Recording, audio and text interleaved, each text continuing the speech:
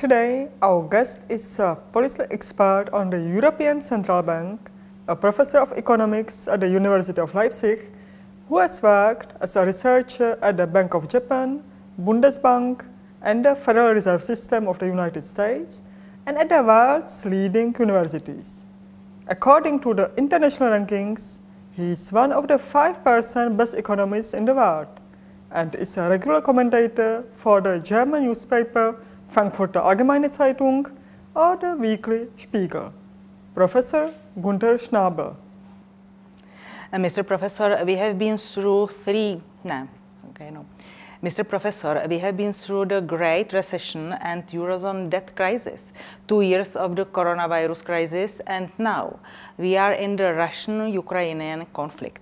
What is the condition of the European economic now? Of course, we have peculiar factors like the corona measures and also the Ukraine war.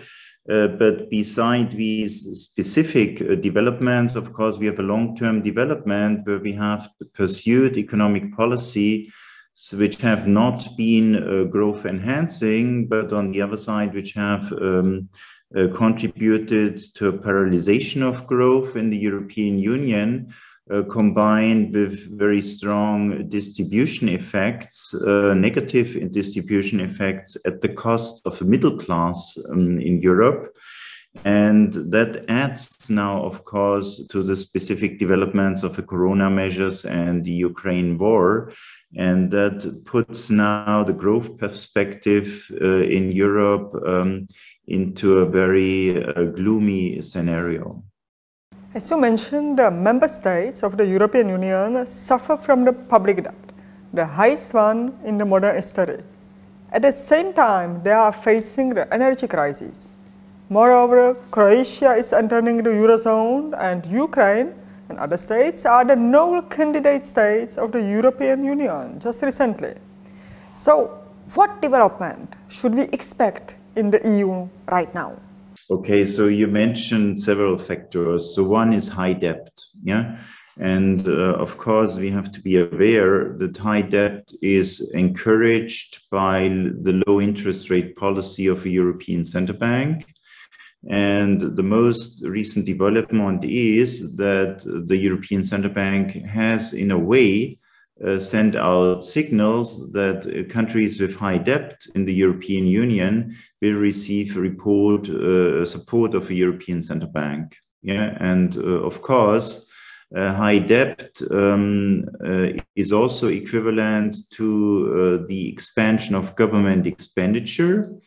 And from a long-term view, the expansion of government expenditure is equivalent to the increase of the influence of the government in economic activity. And from an Austrian perspective, that has a negative impact on growth, of course. Yeah? And if you have a negative impact on growth, you have also a negative impact on economic dynamics and tax revenues, and therefore also increasing need of the central bank to contribute to the financing of government expenditures. Of course, we have in a way asymmetric development here. This tendency is stronger in the southern part of the euro area than in the northern part of the euro area, and in specific than in the central and eastern part of the European area. We know that the debt levels in the central and eastern European countries are comparatively low, yeah, because they have done substantial reforms following the breakdown of the communist planning economies, and they have a more lean government than this is the case in Western Europe and Southern Europe. But of course, from a general perspective, we have a growing role of the government in the European Union, and that's paralyzing growth. That's one issue. The second issue is the membership of Croatia in the European Monetary Union. I think from a macroeconomic perspective, that's not a very important event because Croatia is comparatively small compared to the euro area, and for a long time they had a very tight peg of the kuna to the euro. It was also argued that Croatia has a kind of quasi-currency board arrangement against the euro. But still there's a signal here to the other countries, because the membership of Croatia in the European Monetary Union was here allowed, despite the fact that the government debt level was beyond the 60% threshold. Yeah. And that is probably also a further signal that the criteria for membership in the European Monetary Union will be further watered down. Yeah. And the first aspect which you made is now the possible membership of Ukraine and other Eastern European countries in the European Union.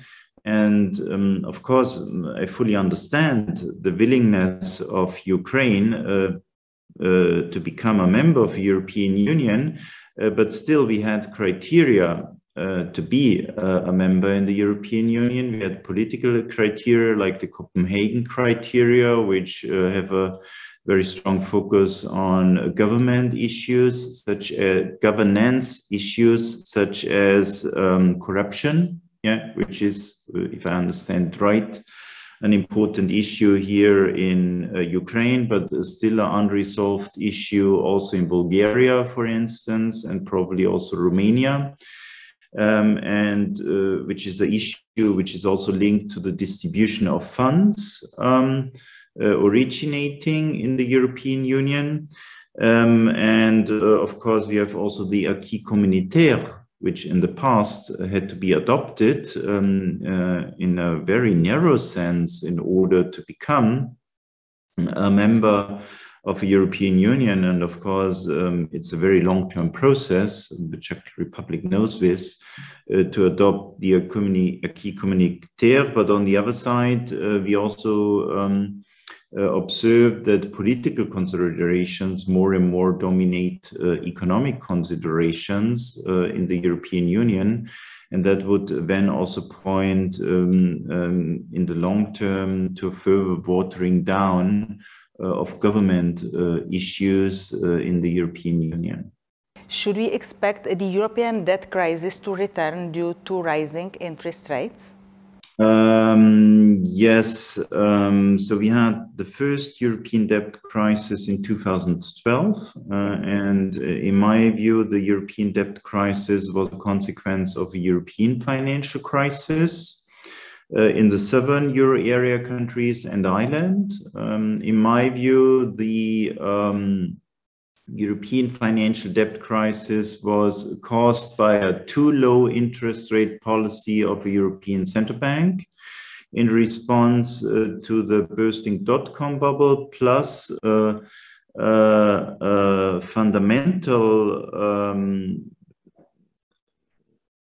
fundamentally wrong construction of the euro area due to the fact that we have one monetary policy for 19 member states of the euro area, but 19 different fiscal policies. Yeah, and that's a very uncommon construction for a currency area, because usually you have one monetary policy and one fiscal policy.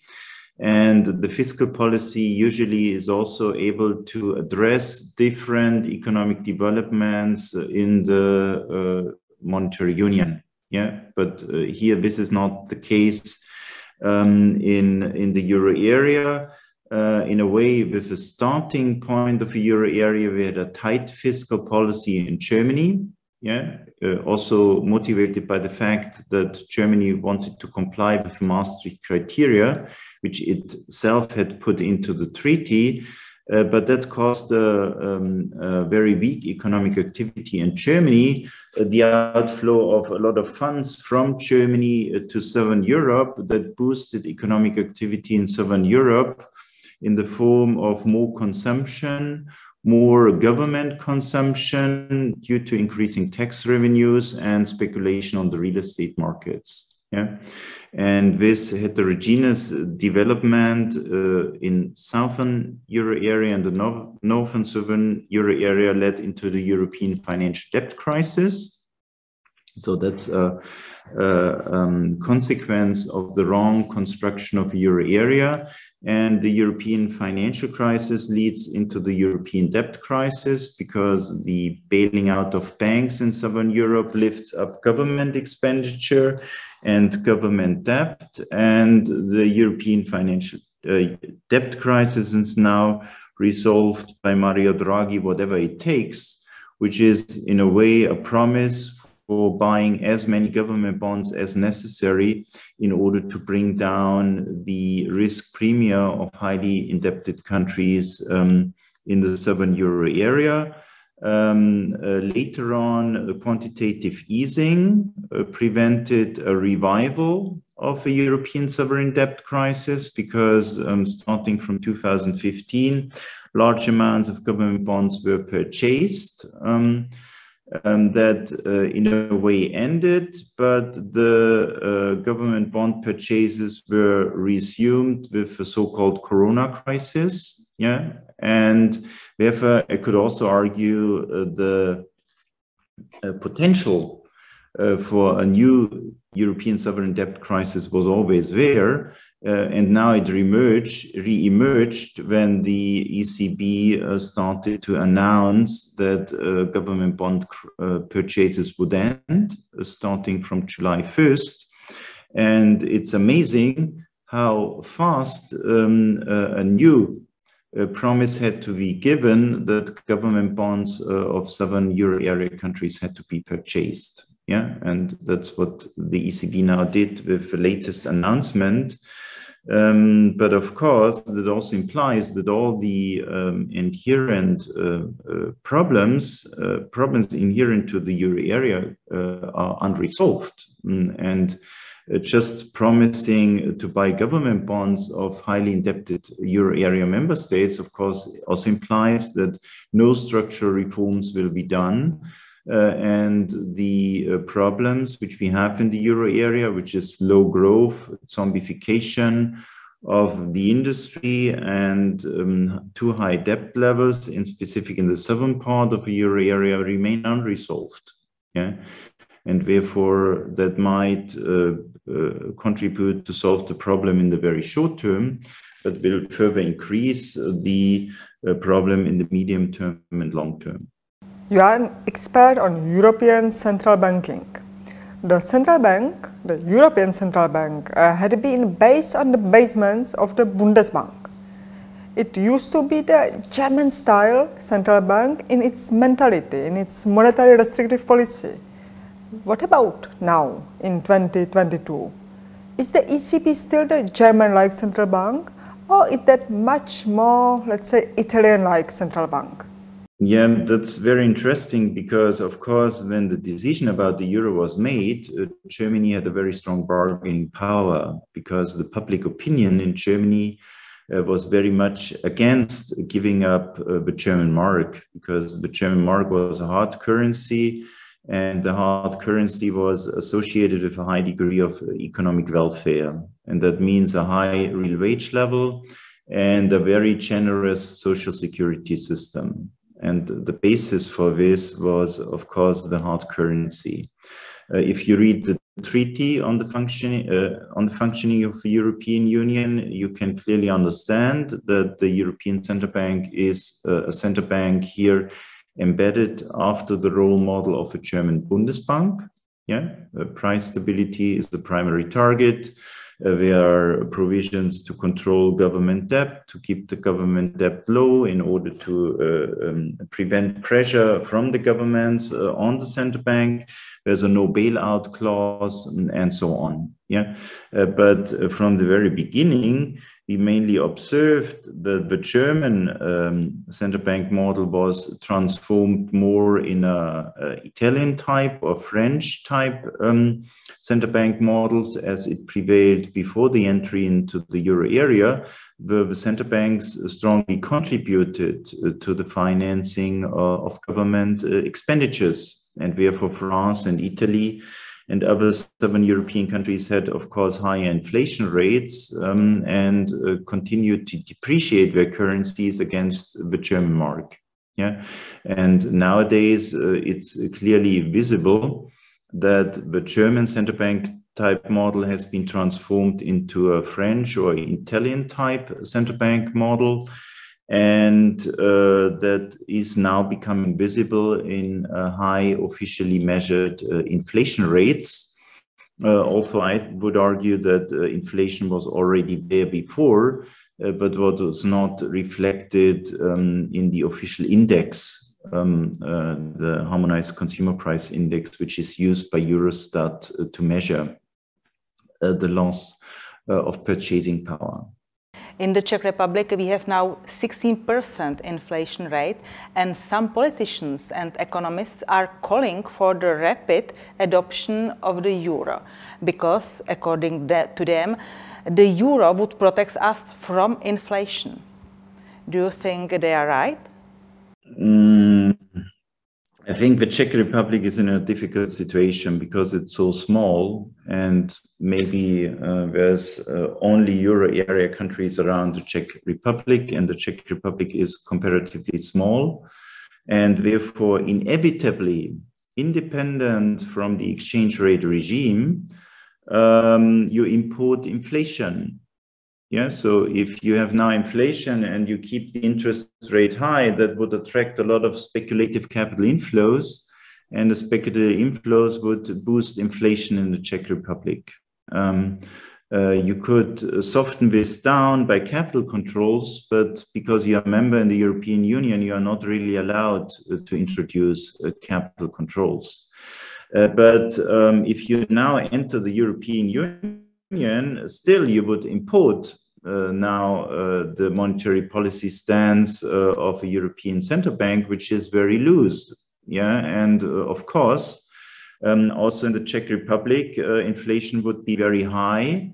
But maybe in addition, you would be involved in the socialization of debt levels of other European euro area countries. And of course, you know that the Baltic countries are member states of the European Monetary Union, and they have even higher inflation than the Czech Republic. I think inflation has gone beyond 20%. With an appreciation, more or less, you can soften down inflation a little bit by reducing the prices of imported goods calculated in Czech koruna. Another argument of the proponents of the euro currency in the Czech Republic is that we could finally sit at the same table with Germany and France, and we as a small, open economy would have had more influence. Is that a reasonable argument or not? Still, you would be one out of 20 or 21 countries. Yeah, and yeah, I've worked at the European Central Bank, and there was the argument. I'm not sure if this is true or not, that very often strong board members are the members from large countries, because large countries have more choice from a larger number of economists, and therefore we have a higher likelihood of sending economists with a stronger economic expertise to the board, and therefore they have indirectly more influence. And you also know that the big countries, they have not only one member in the ECB board, we have usually two. Yeah. Some politicians and economists also argue that we should adopt the euro because it is stable currency.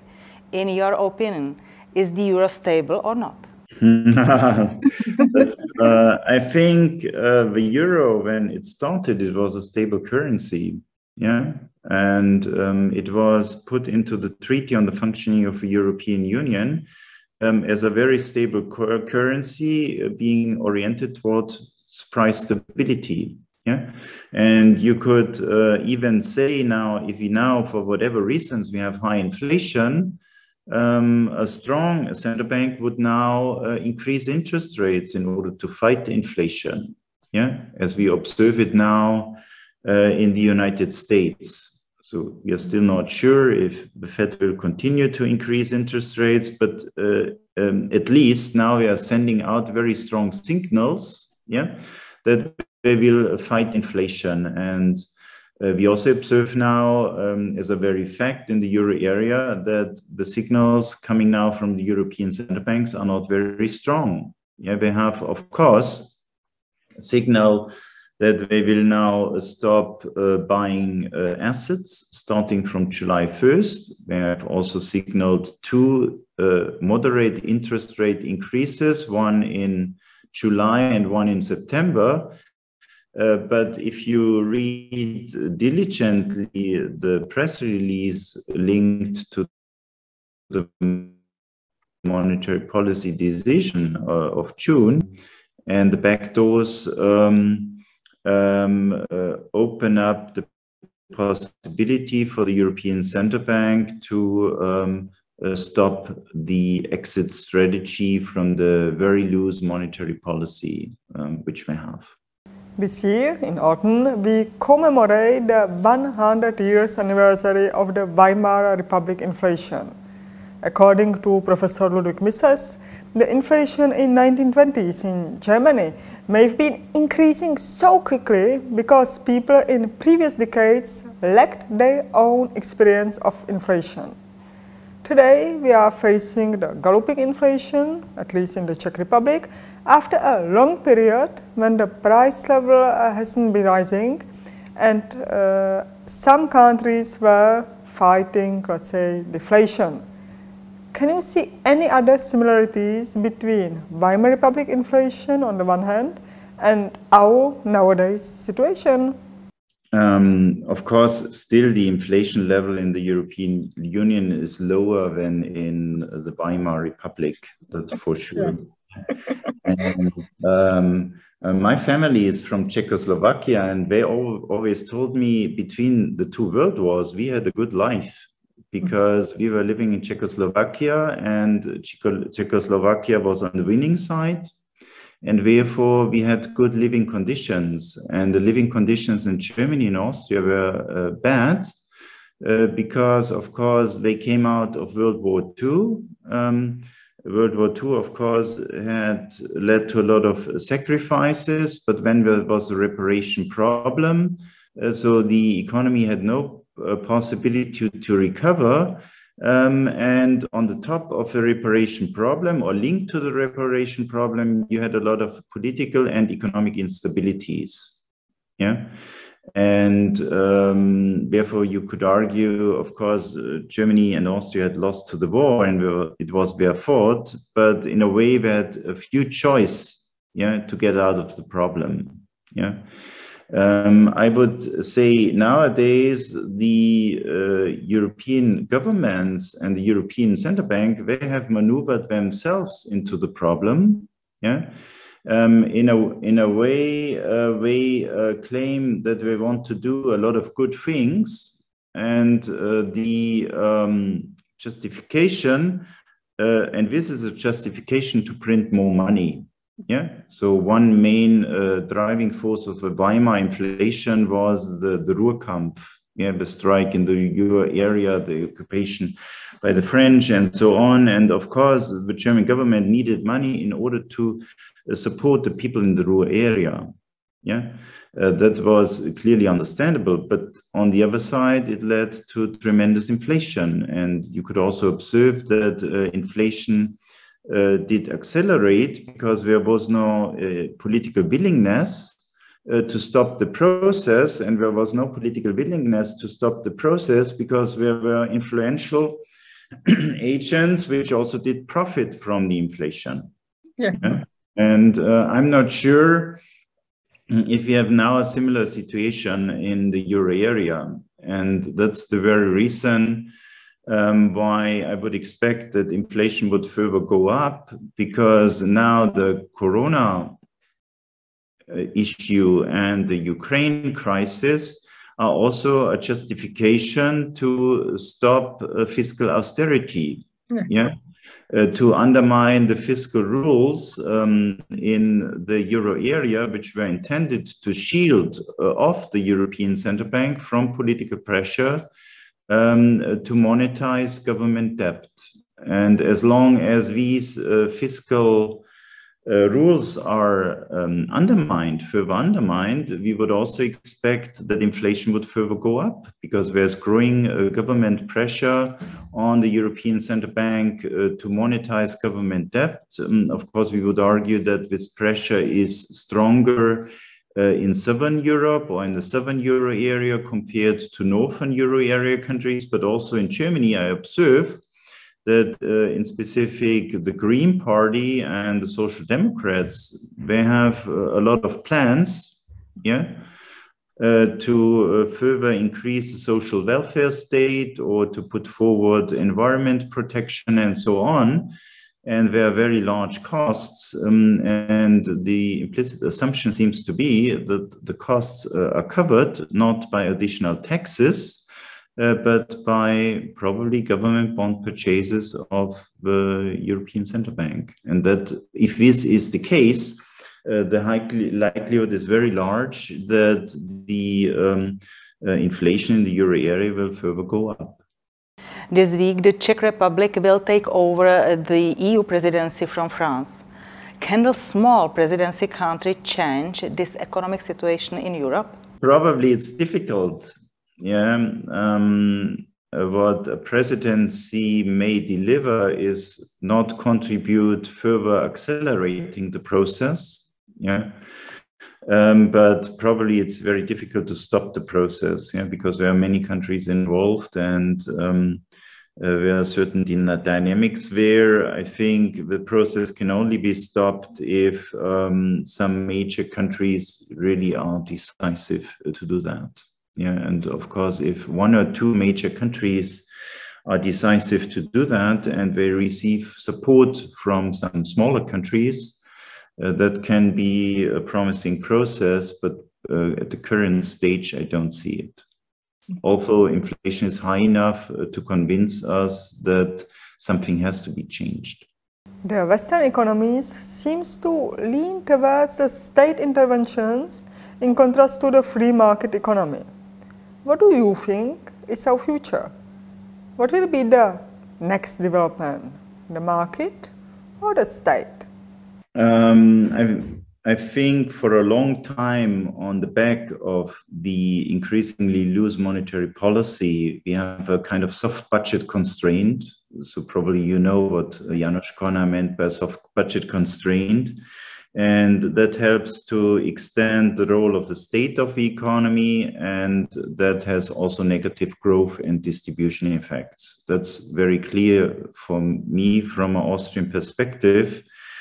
And that leads to increasing economic and political instability. I also believe that the instability of the currency and of the economy and the political landscape is intertwined. And that would also imply, if we want a more stable political system, we need a more stable economy, and therefore we need a more stable currency. And that's the very idea of Austrian economics. And that's, by the way, what we also experienced in Western Germany after World War II. Because I think the American occupying forces had learned the lesson that an unstable Germany, economically unstable Germany, is a politically unstable Germany, and therefore we made the decision to implement a market economy, and the market economy made Germany economically strong and also made Germany politically strong and became a kind of growth locomotive for whole Western Europe. And combined with the European integration process, free markets, free movement of goods, services, labor, and capital, that generated a very important growth momentum, which made Western Europe economically and politically very strong, and later on also became a role model for the Central and Eastern European countries. And you can also see Germany as a kind of historical experiment. You split the country up, and one part gets a market economy and the other part gets a planning economy. And when you see which model is more successful, Yeah, and it was very clear by 1990 that not only in terms of wage levels or in terms of a development of a social security system, but also in terms of the satisfaction of all people in this country, the Western German model was a better one than the Eastern German model. Yeah? And if we want to get back to this, we need market-oriented reforms. Yeah. And here it's better to listen to the Central and Eastern European countries because they know how to do that.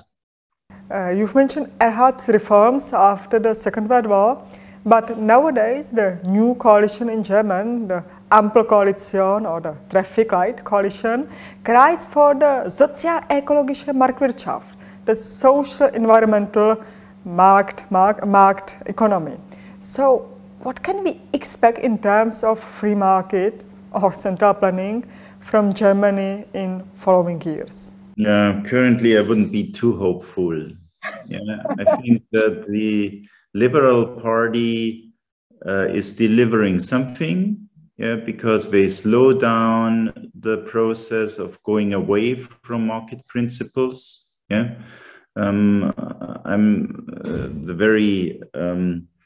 the very liberal people are very disappointed by the Liberal Party. I'm not so disappointed because I think we are a small partner in the coalition and they have prevented some awful things. Yeah, but of course they cannot make an independent decision. I hope, and that's what I'm working on, is that more people in Germany get convinced that this is not the right way to go. Yeah.